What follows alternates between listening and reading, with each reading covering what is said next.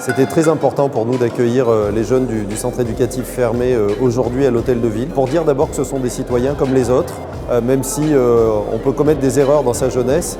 À chaque fois qu'on montre la volonté de se réinsérer par des actions remarquables, il faut que la société, alors qu'elle a été là pour condamner, elle soit là aussi pour mettre en valeur. C'est une fierté de recevoir ces jeunes ici qui vont rejoindre Paris en courant, c'est une performance extraordinaire, et qui dédie cette course aux victimes des attentats de Paris notamment, et qui seront reçus dans de très nombreux hôtels de ville. Finalement, la République leur renvoie un message de reconnaissance par rapport à leur investissement, et je crois que c'est important, quand on veut contribuer à l'éducation, d'être présent aussi pour dire quand c'est bien, et aujourd'hui c'est remarquable.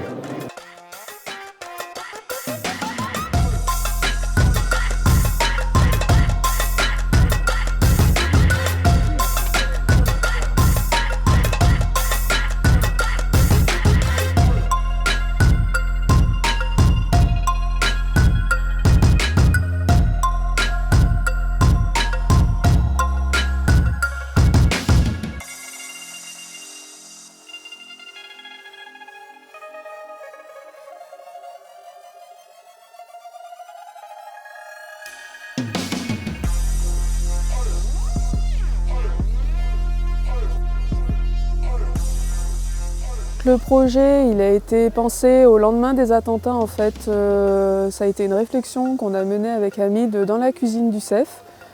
On a tous été un peu marqués par ce qui s'était passé, soit parce qu'on avait des proches sur Paris, et puis les images aussi qui étaient assez choquantes. Du coup, on a réfléchi, on a pensé à un itinéraire partant donc de Valence, traversant plusieurs villes-étapes pour arriver jusqu'à Paris le 13 novembre pour commémorer les attentats.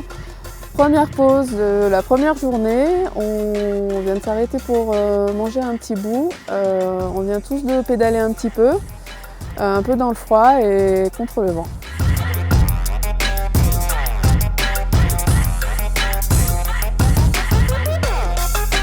Je crois que finalement le fait de parcourir ce trajet à vélo de Valence à Paris, ça va leur apporter toutes les valeurs qui sont intrinsèques à la pratique sportive, toutes les valeurs liées à l'esprit d'équipe et à l'engagement collectif. Donc tout ça, ce n'est que du positif, et en plus du positif qui est dédié à une cause juste, c'est-à-dire la reconnaissance malheureusement des victimes des attentats de Paris.